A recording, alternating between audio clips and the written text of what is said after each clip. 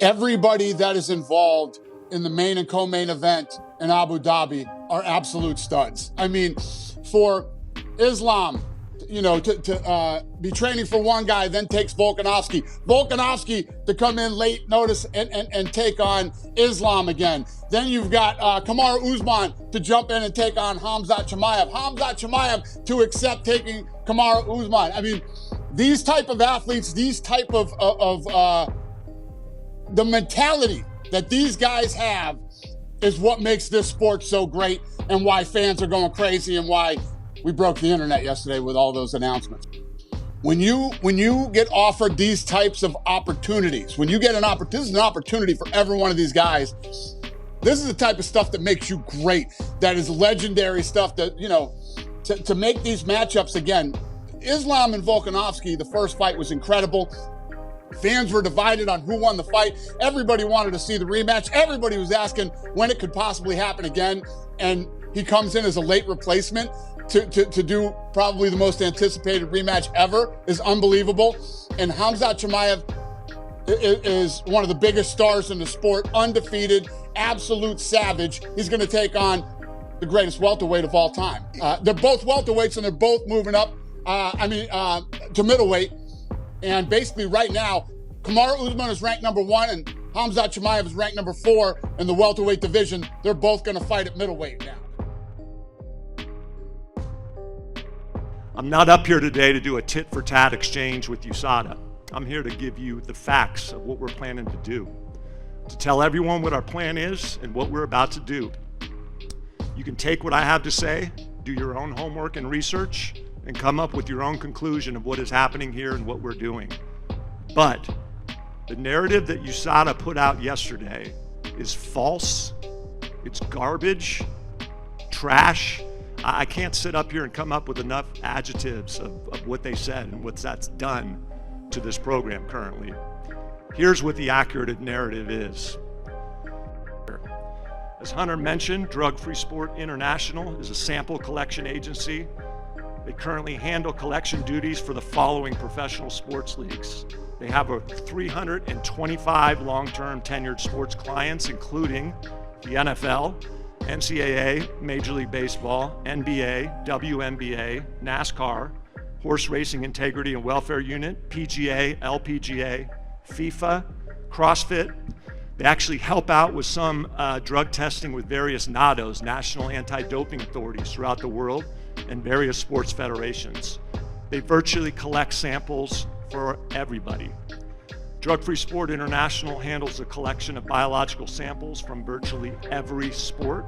In fact, we see from time to time that USADA has contracted out with Drug Free Sport and their collection network of over 5,000 strong international collectors.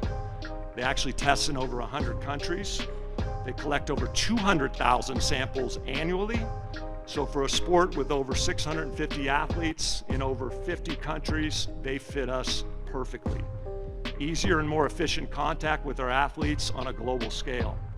I think you can see with these statistics that they have more collection experience than anybody in the game and really fit our model. Drug Free Sport was also the first collections agency in the world to develop a paperless reporting system, something that USADA tailed on and uses now. Over the last few weeks, I have become obsessed with the Sphere. The Sphere here in Las Vegas. I went and saw the U2 concert, and I'm blown away by this venue.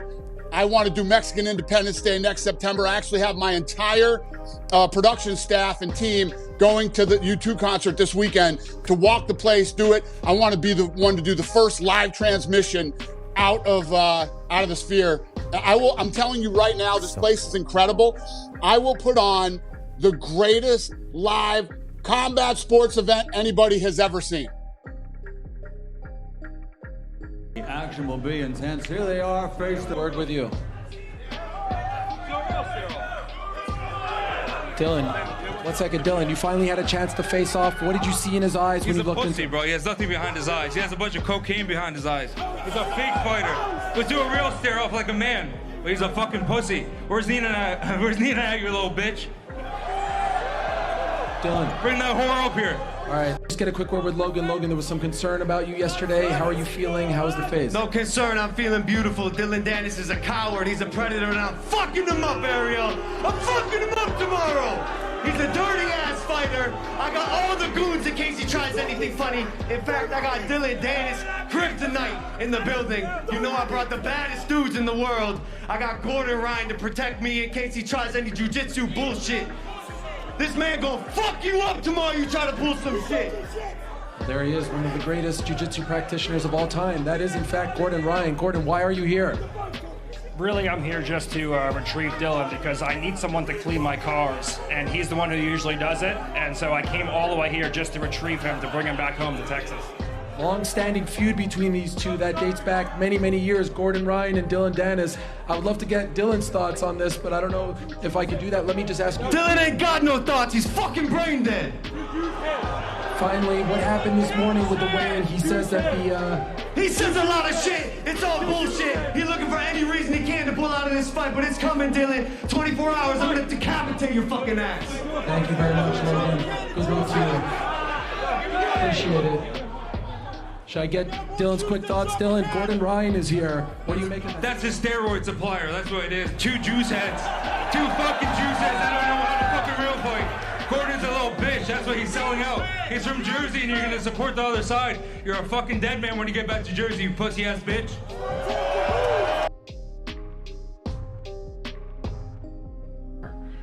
And Conor's not the type of guy that's going to sit around and just let people create narratives. He's going to create his own, and he's going to tell you what he feels, and that's part of what makes Conor brilliant.